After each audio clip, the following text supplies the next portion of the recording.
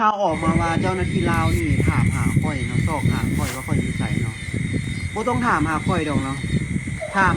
หาคนผู้ที่มันซอกโกงประเทศคุณผู้ที่มันคอร์รัปชันประเทศคุณเนาะโดยเฉพาะโครงการ BRT หั่นเงิน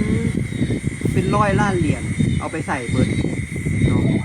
อันสิ่งที่เจ้าควรเฮ็ดเจ้าบ่เฮ็ดเจ้าที่มาตามหาข่อยเห็นหยังข่อยอยู่ไทยเนาะมันยากเนาะบ่ต้องมาตามหาข่อยเอาปัญหาระดับชาติเอาปัญหาที่มีผลกระทบต่อประเทศเนาะ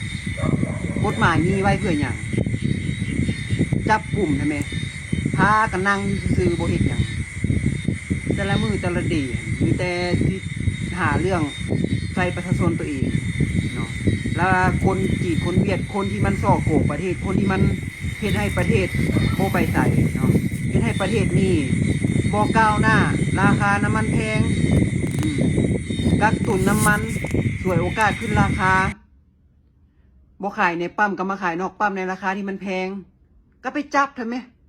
ประเทศทำไมเรื่องพวกนี้นะเรื่องสำนีบ่ท่าให้บอกเนาะค่อยกับบ่เข้าใจว่าเป็นหยังคือบ่จับคือบ่เฮ็ดกฎหมายก็มีอยู่แม่นบ่หรือว่ากฎหมายของบ้านเฮานี่บ่มีบ่หรือว่าอันคุ้มครองผู้บริโภคนี่มีอยู่บ่เนาะการขึ้นราคาต่ำลำพังใจนี่ว่าผิดกฎหมายได้ทุกคนผิดกฎหมายแฮงเนาะเจ้าสิขึ้นราคาหยังมันต้องมีเหตุสมผลเนาะบ่แม่นเอาเปรียบผู้บริโภคแล้วก็โครงการรถเมล์ BRT นี่คนที่มันซ่อโกงคนที่มันคอร์รัปชันเอาเงินไปนี่คือเรื่องนี้มันคือเงียบไปมันคือมิดไปมันคือบ่มีแบบมีการชี้แจงบ่มีแบบว่าจับได้แล้วเด้อตามโตผู้นั้นผู้นี้ได้แล้วบ่มีเลยเงียบหายไปเลยแล้วจังได๋บ้านเฮามันสิไปต่อได้เป็นจังซี่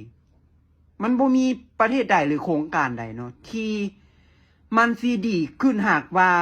มีการซ่อโกงนี่เกิดขึ้นอยู่เรื่อยๆเนาะเอามาเท่าใดมันก็บ่เบิดบ่พอเงินเนี่ยเอามาเท่าใดมันก็บ่พอถ้ามีคนโกงเนาะแล้วคนที่มันโกงไปมันเอาเงินไปเฮ็ดหยังบัญชีธนาคารเจ้ามีบ่เนาะติดตามการเคลื่อนไหวของบัญชีธนาคารของคนที่มันซ่อโกงไปมันบ่ได้ยากเลยเรื่องนี้คันเจ้าตามเนาะแต่ว่าบ่พากันเฮ็ดสิมาตามตัวข่อยโอ้ยบ่ต้องมาคิดว่าสิตามตัวข่อยดอกเนาะเอาปัญหาที่มันเกิดขึ้นอยู่ในประเทศนั่นบ่ต้องซอกหาข่อยบ่ต้องถามหาข่อยเนาะข่อยว่าความจริงทั้งนั้นแต่สุเจ้ารับบ่ได้เอง